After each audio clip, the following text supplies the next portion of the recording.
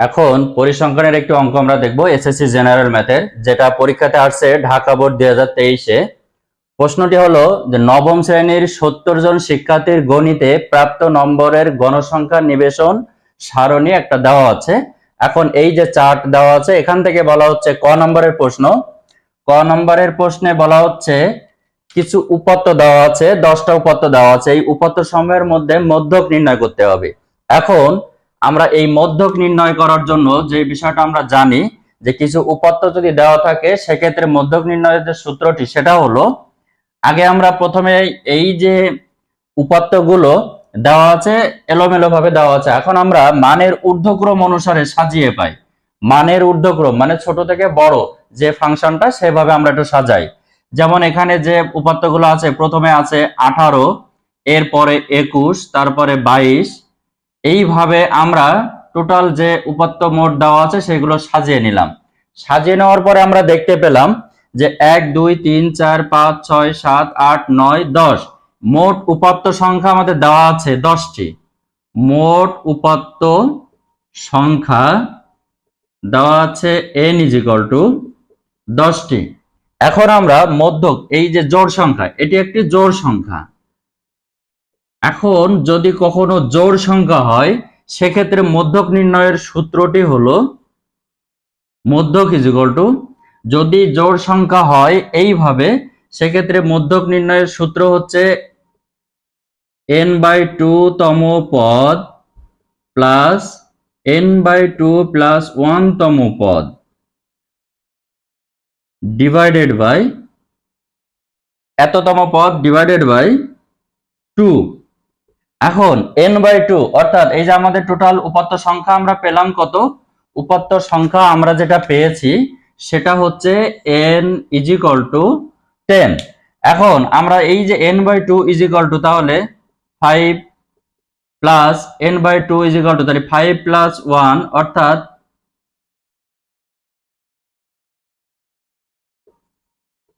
তাহলে 5 তম পদ প্লাস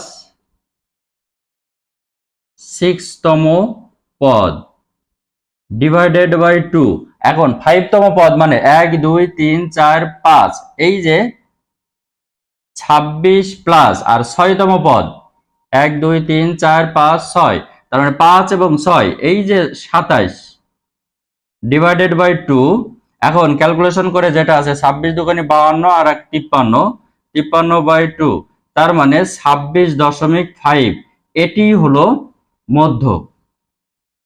তাহলে এটি হবে নির্ণয় মধ্য। এখন খ নম্বর প্রশ্নটা আমরা একটু দেখি যে খ নম্বরে বলা হচ্ছে সংক্ষিপ্ত পদ্ধতিতে গড় নির্ণয় করো প্রদত্ত সারণী হতে। তার মানে আমাদের যে সারণীটা দেওয়া ছিল সেখান থেকে সংক্ষিপ্ত পদ্ধতিতে গড় নির্ণয় করতে হবে। এখন সংক্ষিপ্ত পদ্ধতিতে গড় নির্ণয়ের যে ছক বা চিত্র বা চার্ট সেটা আমরা একটু লিখে নিলাম। প্রথমে আমাদের শ্রেণী ব্যাপ্তি দিতে হবে, তারপরে গণসংখ্যা, ধাপ বিচ্যুতি এবং মধ্যমান।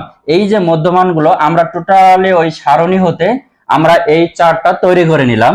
তাহলে প্রথমে আসলো শ্রেণী ব্যাপ্তি, দ্বিতীয়ত আসলো মধ্যমান, গণসংখ্যা, ধাপ বিচ্যুতি, এরপরে এই দুইটার যে গুণফল। এখন প্রথমে আমরা এটা দেখি মধ্যমান কিভাবে বের করতে হয়। মধ্যমান হচ্ছে এই যে শ্রেণীটা থাকে, এই শ্রেণীটা প্রত্যেকটা শ্রেণীর নিম্নমান এবং উচ্চমান যোগ করতে হয়। নিম্নমান এবং উচ্চমান যোগ করে, যেমন 26 প্লাস 35, এই দুটো যোগ করলে হয় 61, 61 ভাগ 2 অর্থাৎ তাহলে 30.5। এই যে মধ্যমান বের করার বিষয়টা হচ্ছে নিম্নমান এবং উচ্চমান দুইটা যোগ করে 2 দিয়ে ভাগ দিলে যেটা হয় সেটা হচ্ছে আমাদের মধ্যমান বের করার সূত্র।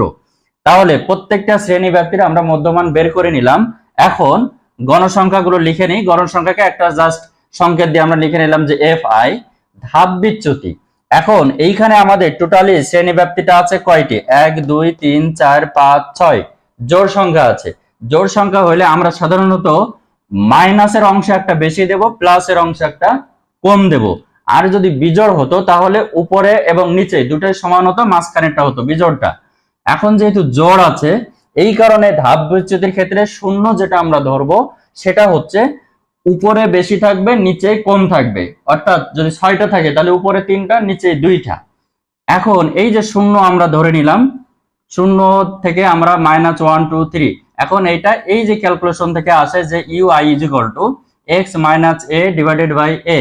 এখন এই যে এ হচ্ছে আমাদের 60.5 আর মধ্যমানগুলো আমরা হিসাব করে নিলাম। এখন টোটালি গণসংখ্যা আমাদের টোটাল গণসংখ্যা আসলো 70 আর এই দুইটা যোগ করে আমাদের যে রেজাল্ট আসলো সেটা এখন F1I1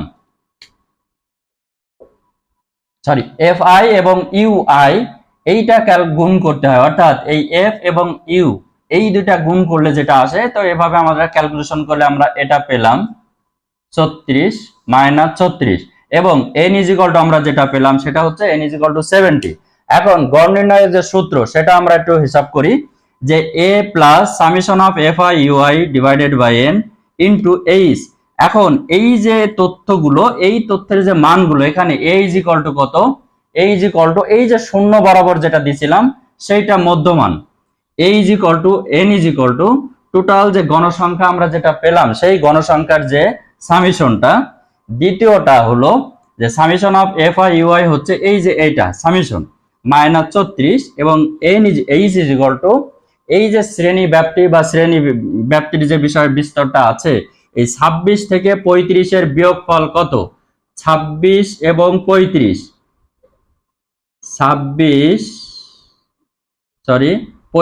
মাইনাস 26 এই দুইটা বিয়োগ করলে হয় 10।